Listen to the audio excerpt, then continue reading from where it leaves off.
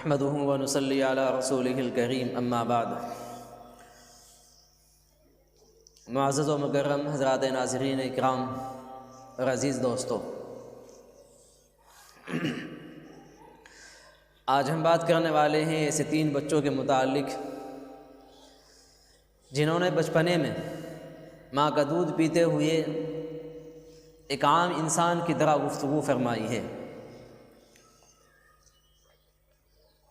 اللہ کے نبی صلی اللہ علیہ وسلم کا ارشاد حضرت ابو ہریرہ رضی اللہ تعالی عنہ نقل کرتے ہیں کہ آپ علیہ الصلاۃ والسلام نے ارشاد فرمایا، 3 ایسے بچے جنہوں نے اپنی ماں کے گود میں رہتے ہوئے ماں کا دودھ پیتے ہوئے بچپنے میں ایک عام انسان کی طرح، ایک بڑے انسان کی طرح گفتگو فرمائی ہے، باتیں کی ہے۔ ان میں سے ایک حضرت عیسیٰ علیہ الصلاۃ والسلام ہے۔ قرآن کریم کے اندر ان کا واقعہ تفصیل کے ساتھ بیان کیا گیا ہے۔ ان کی جو ولادت ہوئی تھی وہ بغیر باپ کے ہوئی تھی۔ ان کی والدہ حضرت مریم علیہ السلام اللہ کی ایک برگزیدہ بندی تھی، نیک بندی تھی، اللہ کی اطاعت و فرما بردار والی زندگی گزارنے والی عورت تھی۔ تو اللہ تبارک و تعالیٰ نے ان کو بشارت سنائی تھی ایک بچے کی۔ پھر جب اس بچے کی ولادت ہو گئی بغیر کسی باپ کے، تو لوگوں نے اشکال کیا، سوالات کھڑے کیے کہ بھلا بغیر کسی شوہر کے، بغیر کسی مرد کے ایک عورت کے یہاں بچے کی ولادت کیسے ہو سکتی ہے؟ تو حضرت مریم علیہ السلام نے اس بچے کی طرف اشارہ کیا کہ آپ کی ان باتوں کا جواب یہ بچہ خود دے گا۔ تو لوگ کہنے لگے کہ بھلا یہ معصوم سا بچہ، چھوٹا سا بچہ ابھی گود میں ہے، دودھ پیتا ہے، یہ کس طرح سے بول سکتا ہے؟ یہ کیسے جواب دے سکتا ہے؟ وہ یہ باتیں کر ہی رہے تھے تو حضرت عیسیٰ علیہ الصلاۃ والسلام اپنی ماں کی گود میں سے پکار اٹھے، قال انی عبد اللہ آتانی الکتاب وجعلنی نبیا وجعلنی مبارکا اینما کنت واوصانی بالصلاۃ والزکاۃ ما دمت حیا۔ حضرت عیسیٰ علیہ الصلاۃ والسلام نے کہا کہ میں اللہ کا بندہ ہوں اور اللہ نے مجھے کتاب دی ہے، اور اسی طرح سے اللہ نے مجھے نبی بھی بنایا ہے۔ اللہ کا وہ نبی پھر کہتا ہے، حضرت عیسیٰ کہتے ہیں کہ اللہ نے مجھے بابرکت بنایا ہے، اور اللہ نے کچھ مجھے وصیت بھی کی ہے، نصیحت بھی کی ہے کہ میں جب تک زندہ رہوں نماز قائم کرتا رہوں، اسی طرح سے زکوٰۃ بھی ادا کرتا رہوں۔ تو سب سے پہلا بچہ حضرت مریم علیہ السلام کا یہ بیٹا حضرت عیسیٰ علیہ الصلاۃ والسلام ہے، جنہوں نے ماں کی گود میں دودھ پیتے ہوئے لوگوں سے گفتگو کی ہے، باتیں کی ہے۔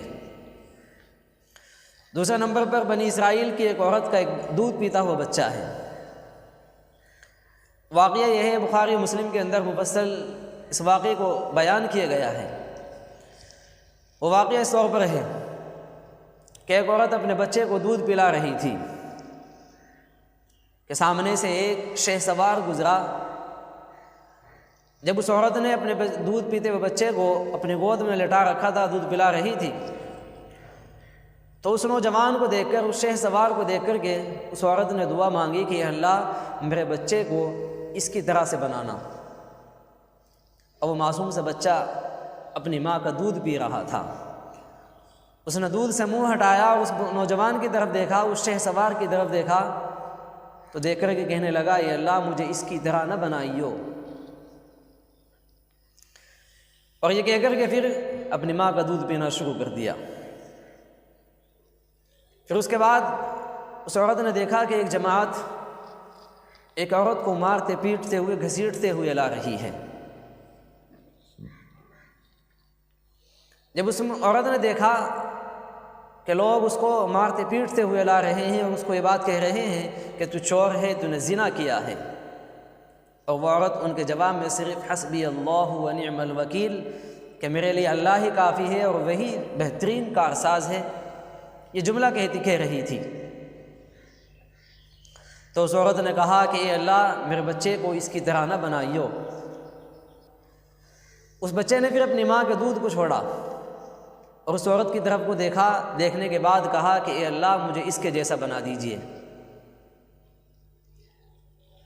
چنانچہ اس عورت نے اس بچے کی ماں نے پھر اس بچے سے ان دونوں واقعوں کا راز پوچھا کہ اس نوجوان کے پیچھے اور اس عورت کے پیچھے کا واقعہ، اس کا راز کیا ہے؟ تو وہ بچہ کہنے لگا کہ وہ شہ سوار تھا، جو وہ نوجوان، وہ بہت بڑا ظالم و جابر انسان تھا، اللہ کی نافرمانی کرنے والا تھا، لوگوں کے اوپر ظلم و ستم ڈھانے والا تھا۔ اس لیے میں نے اللہ سے دعا مانگی کہ اللہ مجھے اس کے جیسا نہ بنائیو۔ اور یہ عورت جس کو یہ لوگ مار پیٹ رہے تھے اور جس کے اوپر الزام لگا رہے تھے چوری کا اور زنا کا، اس نے نہ چوری کی ہے نہ زنا کی ہے، یہ مظلوم ہے، اس کے اوپر ظلم و ستم ڈھایا جا رہا ہے، یہ اللہ کی برگزیدہ اور نیک بندی ہے، اس لیے میں نے اللہ سے دعا مانگی کہ اللہ مجھے اس کا جیسا بنا دیجیے۔ تو یہ دوسرا بچہ تھا جس نے ماں کی گود میں رہتے ہوئے عام انسانوں کی طرح گفتگو اور تکلم کیا ہے۔ تیسرے نمبر پر بنی اسرائیل کا ایک بچہ ہے، اس کا واقعہ یہ ہے، بنی اسرائیل کا ایک بہت بڑا عابد و زاہد انسان جریج نامی شخص، اس نے اپنا مکان بستی سے باہر اس لیے بنایا تاکہ میں لوگوں سے گفتگو نہ کروں، لوگوں سے بات نہ کر سکوں اور ہر وقت اللہ کی عبادت کے اندر مشغول رہ سکوں۔ چنانچہ وہ بستی سے باہر جنگل میں اس نے جو اپنا مکان بنایا اس کے اندر رہ کر کے اللہ کے خوب عبادتیں کرنے لگا۔ اب اس کی ماں آتی تھی اس کے پاس، آ کر کے اس کو آواز دیتی تھی یا جریج کہہ کر کے اس کو پکارا کرتی تھی، تو وہ کوئی جواب نہیں دیتا تھا، بلکہ یہ بات کہتا تھا کہ اللہ ادھر میری ماں ہے اور ادھر میں تیری عبادت کے اندر مشغول ہوں۔ یہ بات کہہ کر کے پھر عبادت کے اندر مشغول ہو جایا کرتا تھا۔ تو ایک دن اس کی والدہ نے اس کے لیے بد دعا کر دی کہ اللہ جریج کو اس وقت تک موت نہ دینا جب تک کہ یہ کسی زانیہ عورت کا چہرہ نہ دیکھ لے۔ چنانچہ یہ بد دعا دے کر کے چلی گئی۔ پھر واقعہ یہ ہوا کہ اس بستی کے اس مکان کے آس پاس جنگل میں ایک چرواہا اپنی بکریوں کو چرایا کرتا تھا۔ اتفاق سے کوئی ایسی عورت جس کی ابھی تک شادی نہیں ہوئی تھی یا اس کا ابھی تک کوئی شوہر نہیں تھا، وہ اس چرواہے سے پھنس گئی، اور جب اس چرواہے سے پھنسی تو اس سے وہ حاملہ ہو گئی، وہ پریگننٹ ہو گئی۔ اب پھر کچھ مہینوں کے بعد وہ ایک بچے کو جنم دیتی ہے۔ جب وہ بچے کو جنم دیتی ہے تو لوگوں نے اس سے سوالات کیے، اس سے معلوم کیا کہ یہ بچہ تو کہاں سے لائی؟ تو اس عورت نے اس چرواہے کو بچانے کے لیے اس بنی اسرائیل کے جریج نامی شخص جو عابد و زاہد تھا اس کے اوپر الزام لگا دیا کہ یہ بچہ اس کا ہے۔ چنانچہ لوگ اس کے مکان پہ آئے، آ کر کے دستک دی، اس کو اٹھایا، آوازیں لگائی، تو جریج نے ان کی باتوں کا کوئی جواب نہیں دیا۔ لوگوں نے پھر یہ کام کیا کہ ان کا جو مکان تھا اس مکان کو منہدم کرنا شروع کر دیا، توڑنا اور گرانا شروع کر دیا۔ جب مکان گرانے لگے تو جریج نامی وہ شخص جو اللہ کی عبادت کے اندر مشغول رہا کرتا تھا ہمیشہ، وہ اپنے کمرے سے باہر آیا۔ لوگوں نے اس سے کہا کہ آپ اس بچے کے متعلق کیا کہتے ہیں، جواب دیجئے۔ اس بچے کی والدہ یہ کہتی ہے کہ اس کا باپ جریج ہے۔ تو جریج نامی وہ شخص اپنے مکان سے مسکراتا ہوا نیچے اترا اور اس بچے کے سر کے اوپر ہاتھ پھیرتے ہوئے، اور ایک روایت میں ہے کہ اس بچے کے پیٹ میں انگلی رکھ مارتے ہوئے اس بچے کی طرف اشارہ کیا کہ بتاؤ آپ کا ابو جان کون ہے۔ تو معصوم سا بچہ جو بولنے کی طاقت و قدرت نہیں رکھتا تھا، وہ بچہ فوراً پکار اٹھا کہ میرا باپ جریج نہیں بلکہ ایک چرواہا ہے۔ تو لوگ جریج نامی اس شخص کو چھوڑ کر کے چرواہے کی جانب متوجہ ہوئے۔ روایت کے اندر آتا ہے